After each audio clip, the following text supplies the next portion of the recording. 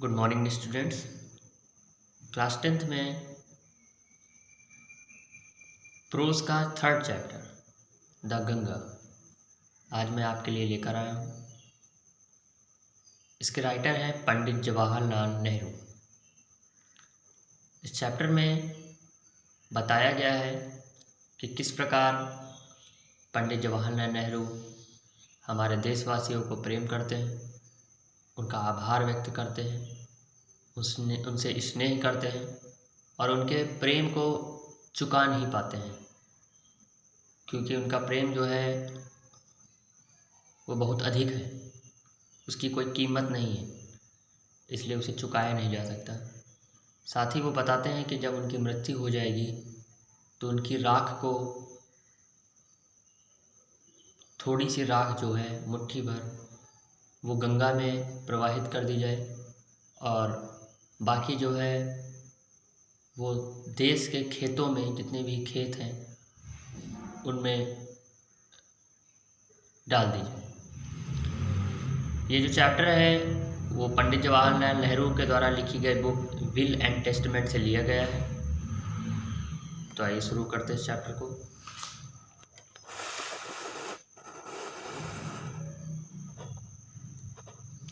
देखिए बेटा, ये चैप्टर बोर्ड पर्पस से इम्पॉर्टेंट भी है और साथ ही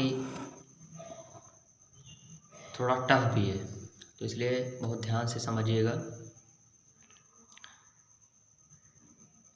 पंडित जवाहरलाल नेहरू की बुक से लिया गया है, इसलिए पंडित जवाहरलाल नेहरू इस कहानी में बोल रहे हैं। वो कहते हैं कि I have received so much love and affection from the Indian people that nothing that I can do can repay even a small fraction of it. I have received, मैंने प्राप्त किया है बहुत अधिक प्रेम और अफेक्शन। अफेक्शन मीन्स होता है स्नेह, कि मैंने बहुत अधिक प्रेम और स्नेह प्राप्त किया है फ्रॉम द इंडियन पीपल, भारतीय लोगों से।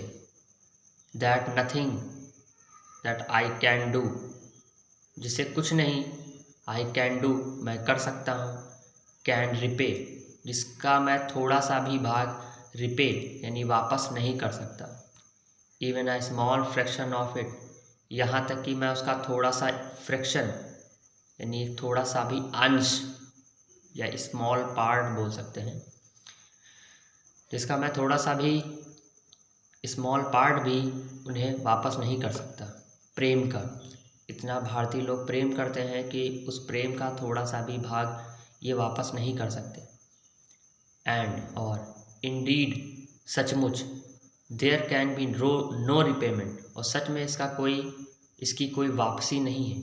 रिपेमेंट मीन्स होता है वापसी, और सचमुच इंडीड मीन्स होता है सचमुच, सचमुच इसकी कोई वापसी नहीं है। ऑफ सो प्रीसियस, ये बहुत महंगा है। अ थिंग, ये बहुत महंगी चीज़ है। बहुत महंगी चीज़ क्या है? प्यार और स्नेह। वो कहते हैं कि इसकी वापसी नहीं की जा सकती, ये बहुत ही महंगी चीज़ है। एज अफेक्शन, मतलब कि ये स्नेह। Many have been admire, some have been rewarded, but the affection of all classes of the Indian people has come to me in such abundant measure that I have been overwhelmed by it. Many have been admired, कई admire means होता है बेटा प्रशंसा करना, तो कई से प्रशंसा, उनकी कई की प्रशंसा की गई है। Some have been revered means में होता है बेटा श्रद्धा, तो कईयों की श्रद्धा की गई है, कई के साथ श्रद्धा की गई है, कई प्रसन्न हुए हैं। कुछ कई की प्रशंसा करी गई है, जबकि कुछ जो है उनकी श्रद्धा की गई है। But the affection of all classes of the Indian people, भारतीय लोगों के सभी वर्गों का जो स्नेह है, हैज़ कम टू मी, वो मेरे तक आ चुका है। इन सच एबंडेंट मेजर, एबंडेंट मीन्स होता है प्रचुर, मेजर मीन्स होता है मात्रा, प्रचुर मात्रा में। फिर से देखिएगा, वो कहते हैं कि मैनी हैव बीन एडमायर, कई की प्रशंसा की गई है और कई को की श्रद्धा दी गई है। But the affection of all classes of the Indian people, लेकिन भारतीय लोगों के सभी वर्गों, ऑल क्लासेस, सभी वर्गों का जो प्रेम है वो मुझ तक आ चुका है। कैसे? प्रचुर मात्रा में, अधिक मात्रा में। अबेंडेंट मीन्स प्लेंटीफुल भी बोल सकते हैं। दैट, जो, I have been overwhelmed by it. देखिए, ओवरवेल्म्ड मीन्स होता है बहुत अधिक खुश हो जाना। आई हैव बीन ओवरवेल्म्ड, मुझे बहुत अधिक खुश किया गया है, बाय इट, इसके द्वारा। I can only express the hope that in the remaining year I may live, मैं केवल अपनी आशा व्यक्त कर सकता हूँ मेरे बचे हुए साल में जब तक मैं जिंदा हूँ। I shall not be unworthy of my people and their affection, मैं अपने लोगों और उनके प्रेम, मैं अपने लोगों, my people and their affection, और उनका जो प्रेम, स्नेह है, उसके प्रति अनवर्दी यानी अयोग्य नहीं होऊंगा। देखिए, फिर से समझ लीजिए इस वाले पैरा को, हो सकता है सर के ऊपर बात निकल गई हो आपके। पंडित जवाहरलाल नेहरू ये कह रहे हैं कि वो अपने देशवासियों के स्नेह के प्रति आभार व्यक्त कर रहे हैं और ये बोल रहे हैं कि ये रिपेमेंट इसका नहीं हो सकता। आई हैव रिसीव्ड, फिर से देख लीजिए एक बार, मैं यहाँ से यहाँ तक बता रहा हूँ। I have received so much love and affection from the Indian people that nothing that I can do repay even a small fraction of it, कि मैंने जो है वो प्यार और स्नेह प्राप्त किया है भारतीय लोगों से, और इसका थोड़ा सा भी अंश भाग भी मैं उसे वापस नहीं लौटा सकता। And indeed there can be no repayment of so precious a thing, और ये बहुत महंगी चीज़ है, इसलिए इसका रिपेमेंट भी नहीं किया जा सकता, जैसे कि अफेक्शन, जैसे कि प्रेम। Many have been admired, some have been revered, बहुत से लोग प्रशंसा पाए हैं और बहुत से लोगों को श्रद्धा दी गई है। But the affection of all classes of the Indian people has come to me, लेकिन भारतीय लोगों के सभी वर्गों का जो प्रेम है, स्नेह है, कम टू मी, वो मेरे पास आ चुका है, इन सच अबेंडेंट मेजर, एक प्रचुर मात्रा में, that I have been overwhelmed by it, और इसके द्वारा मुझे जो है बहुत अधिक खुश भी किया गया है। आई कैन ओनली एक्सप्रेस, मैं केवल एक्सप्रेस कर सकता हूँ, व्यक्त कर सकता हूँ अपनी आशा को कि मेरे जितने भी रिमेनिंग ईयर बचे हैं, मतलब जितना भी मेरे साल बचे हैं, आई मे लिव, जितना मैं जी रहा हूँ, मतलब जितना अभी बाकी है थोड़ा सा, कि मैं अपने जितना भी समय बाकी बचा हुआ है इनकी लाइफ में, वो चाहते हैं कि मैं अपने देशवासियों से उतना प्रेम करूँ। मतलब मैं पूरा का पूरा तो नहीं कर सकता, लेकिन मैं कोशिश करूँगा। I shall not be unworthy of my people and their affection, और मैं जो हूँ वो अपने लोगों और उनके स्नेह के प्रति अयोग्यता कभी नहीं दिखाऊंगा, अनवर्दी कभी नहीं होगा। देखिए, वर्दी मिस होता है योग्य और अनवर्दी मिस होता है अयोग्य। अब यहाँ से देखिए, to my innumerable comrades and colleagues, अब यहाँ पे जो पंडित जवाहरलाल नेहरू है वो अपने साथी संगियों की बात कर रहे हैं। कॉमरेड्स मिस होता है साथ, जो साथी होते हैं उनको कहते हैं कॉमरेड्स। कलीग से मिस होता है सहकर्मी, जो साथ में काम करते हैं उनको कहते हैं साथी और साथ में काम करने वाले। ओके। माई इन्यूमरेबल, मेरे इन्यूमरेबल मिस होता है असंख्य, जिनकी गिनती नहीं की जा सकती। मेरे असंख्य साथी और जो सहकर्मी हैं, किसके? पंडित जवाहरलाल नेहरू के। I owe an even deeper depth of gratitude, gratitude मिस होता है आभार। ओ मिस होता है कर्ज चुकाना, तो मैं चुकाता हूँ डीपर डेप्थ, एक गहरा। अब यहाँ से देखिएगा, मैं चुकाता हूँ आभार का, ग्रेटिट्यूड का, आभार का एक गहरा कर्ज मैं चुकाता हूँ। किसके प्रति? ये जो उनके साथी संगी हैं उनके प्रति ये आभार चुकाते हैं। We have been joint partner in great undertaking, हमने जो है, हमने वी क्यों आया, हमने कौन? जवाहरलाल नेहरू और उनके जो साथी हैं वो सब। We have been joint partners, हम जो हैं एक जॉइंट पार्टनर बन चुके हैं देखिए यहाँ बेटा वी हैव बीन आया है, इसका मतलब ये नहीं है कि ये पैसिव है। हैव के आगे ये जो बी आता है, बी इसका थर्ड फॉर्म है, बी मीन्स होता है बनना, उसी का ये बीन आया है। ये पैसिव नहीं है, पैसिव होता है तो इसके आगे क्या आता है, वर्ब की थर्ड फॉर्म भी आती है, लेकिन यहाँ पे वर्ब की थर्ड फॉर्म नहीं आई है। इट मीन्स कि ये पैसिव नहीं है। तो वी हैव बीन, हम बन चुके हैं, बी मीन्स होता है बनना, उसी की थर्ड फॉर्म है been. We have been joint partners, हम जॉइंट पार्टनर्स बन चुके हैं। कौन, इनके साथी और ये। In great undertaking, joint partner मतलब हर हिस्सेदारी, हर चीज़ में हिस्सेदारी। In great undertaking, okay. Undertaking में होता है बड़े बड़े कार्य, तो बड़े बड़े कार्यों में ये साथी बन चुके हैं, हर चीज़ में पार्टनर्स हो चुके हैं। And have shared in terms, देखिए टर्म्स में होता है विजय, एंड सौरो, सौरो में होता है दुख। तो विजय, जितनी भी खुशियाँ हैं, जितने भी विजय हैं उनमें, और जो दुख हैं उनमें जो हैं इनके साथी और ये बड़े बड़े कार्य कर चुके हैं, और ये अपना विजय और सौर जो दुख है उसको शेयर करते हैं आपस में, वो आपस में पार्टनर्स हैं। विच इनएविटेबली एक्कम्पनी देम, इनएविटेबली मीन्स होता है आपका अनिवार्य रूप से या जरूरी, ओके।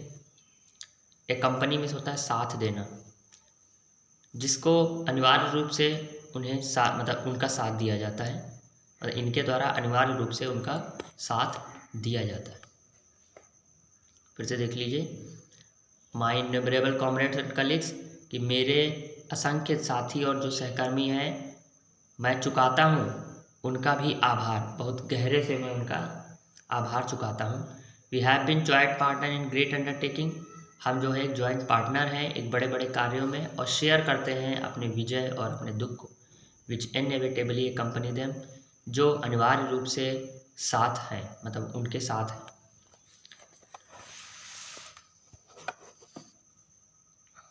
व्हेन आई डाई, अब ये अपनी इच्छा बता रहे हैं, जब मैं मर जाऊंगा।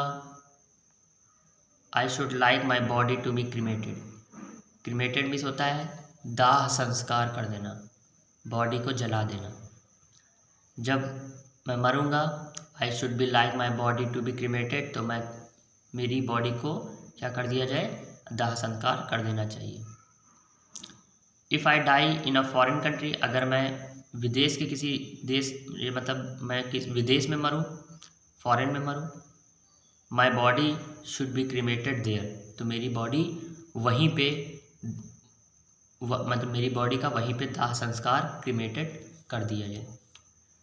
यहाँ से लेकर और यहाँ तक सेंटेंस कंडीशनल है, और यहाँ से लेकर और यहाँ तक भी कंडीशनल है।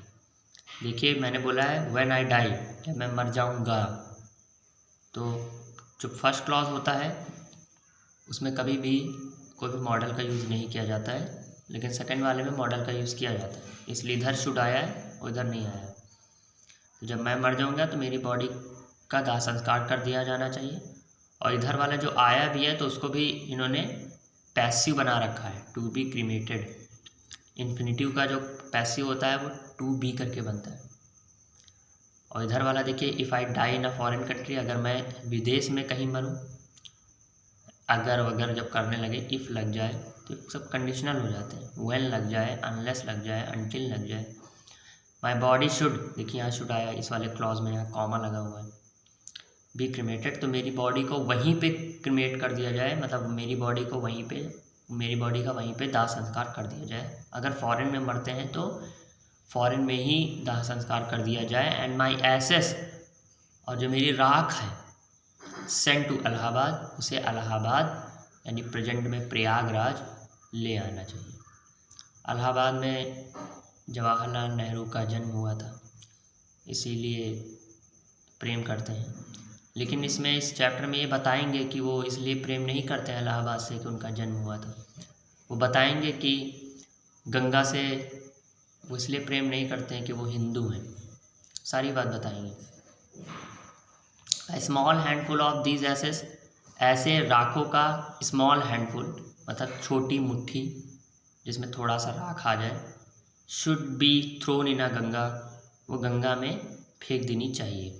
ये भी पैसिव है, शुड बी थ्रोन, क्योंकि फेंकी जानी चाहिए ना, खुद तो फेंकने जाएंगे नहीं।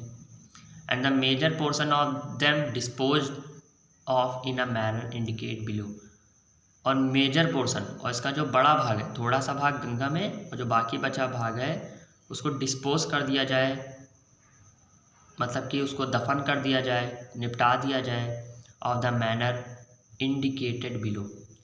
इंडिकेटेड मीन्स होता है सांकेतिक, ये ओके, बिलो मीन्स नीचे।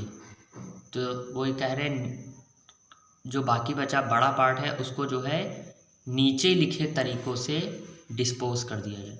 अब नीचे लिखे तरीके का क्या है, वो इस वाले पैसेज में होंगे, इस वाले ऊपर वाले में नहीं। कैसे बड़े पार्ट को करना है वो ये बताएंगे। No part of these assets should be retain और प्रिजर्व, मेरे राख का थोड़ा सा भी भाग रिटेन्ड, रिटेन मीन्स होता है बचा कर रखना, और प्रिजर्व मीन्स होता है सुरक्षित रखना। मेरे ऐस का थोड़ा सा भी भाग ना ही उसे बचा के रखना चाहिए और ना ही उसे सुरक्षित रखना चाहिए। वो ये कह रहे हैं कि मेरा जितना भी ऐस है, राख है, उसका थोड़ा सा भाग जो है लेकर गंगा में प्रवाहित कर दो, और बाकी जितना भी बचा है उसको डिस्पोज कर दो। कैसे डिस्पोज करना है वो निम्नलिखित है, इंडिकेटेड बिलो है, वो नीचे बताया जाएगा। देखिए, ऐसा कहा जाता है जब मैं छोटा था, मतलब मेरे पिताजी बताते हैं, तो जब नेहरू जी ख़त्म हुए थे तो उनकी राख को हेलीकॉप्टर से पूरे ऑल इंडिया में गिराया गया था, खेतों में गिराया गया था। तो देखिए बेटा, मैंने आपको यहाँ तक पढ़ा दिया है। अब इनकी बॉडी, बाकी जो ऐस है उसको कैसे डिस्पोज करना है वो कल हम लोग पढ़ेंगे, डिस्पोज करेंगे। ओके, तो आज के लिए इतना। आई होप आपको ये पार्ट समझ में आया होगा। इसके 3 पार्ट बना है केवल, part first, part second, part third. तीनों पार्ट में आपका द गंगा कंप्लीट हो जाएगा। पार्ट में मैं इसलिए बनाता हूँ ताकि आपको समझ में आए, छोटा छोटा। बड़े लंबे वीडियो देख के इंसान नहीं समझना चाहता। Okay, good day.